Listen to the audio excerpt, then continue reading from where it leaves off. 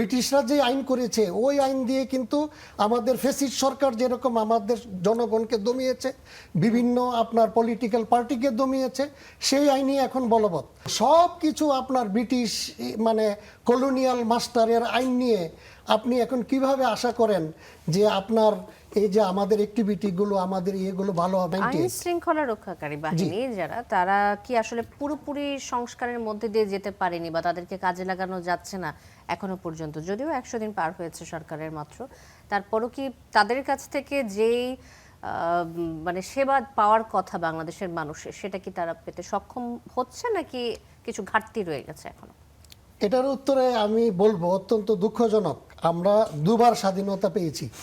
একবার পেয়েছি মানে ব্রিটিশদের কাছ থেকে 1947-এ, এরপরে পাকিস্তানের কাছ থেকে 1971। আপনি জানেন যে আমাদের বাংলাদেশের আইন শৃঙ্খলার সবচেয়ে যেটা বড় আইন, এটাকে আমরা বলি পেনাল কোড। পেনাল কোড 1860, এবং ঐতিহাসিকভাবে এই পেনাল কোডটা কিন্তু হয়েছিল 1857 সালে, যে আপনার স্বাধীনতা যুদ্ধ, যেটাকে ব্রিটিশরা বলে সিপাহী বিদ্রোহ, সিপাহী মিউটিনি। ওই আইনের পরে আপনার কোম্পানি একটাকে বাদ দিয়ে, যে ব্রিটিশ ইস্ট ইন্ডিয়া কোম্পানি আমাদের উপরে শাসন কাজ চালাতো, তাদের পরিবর্তে আপনার লন্ডন থেকে আপনার এই সেন্ট্রাল গভর্নমেন্ট টেক ওভার করেছিল। তো সেই সময়ে দেখা গেল যে কোনো আইন নাই। সো ওই আইন একটা প্রথমেই বানালো, নাম দিল কি পেনাল কোড, দণ্ডবিধি। এই আইনটা কিন্তু ব্রিটিশরা করেছিল to control the whole of the Indian subcontinent. Akij essential সরিষার তেল, স্বাদে ঘ্রাণে সেরা। সেই দণ্ডবিধি পাকিস্তান আমলে সব কিছু সেম রেখে এটাকে নাম দিল। এটা ছিল আপনার ইন্ডিয়ান পেনাল কোড, আনডিভাইডেড ইন্ডিয়ার, পরে এটা হলো পাকিস্তান পেনাল কোড। এরপরে আমরা 71 সালে স্বাধীন হলাম, আমরা এটাকে রাখলাম বাংলাদেশ পেনাল কোড।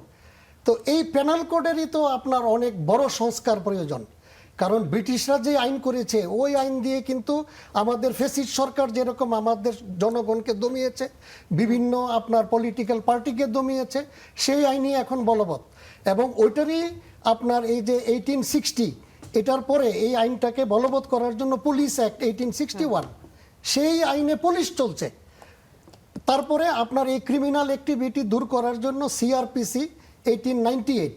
সো সব কিছু আপনার ব্রিটিশ মানে কলোনিয়াল মাস্টারের আইন নিয়ে আপনি এখন কিভাবে আশা করেন যে আপনার এই যে আমাদের অ্যাক্টিভিটিগুলো আমাদের ইয়েগুলো ভালো হবে? তো সংস্কার তো একটা গুরুত্বপূর্ণ জিনিস, মানে আমাদের অনেক সংস্কারের প্রয়োজন, মানে শুধুমাত্র আইন শৃঙ্খলা রক্ষার ক্ষেত্রে না, আমাদের ব্যবসা বাণিজ্যের ক্ষেত্রে, সুশাসনের জন্য আমাদেরকে সময় উপযোগী করে আমাদেরকে নিজস্ব আইন তৈরি করতে হবে।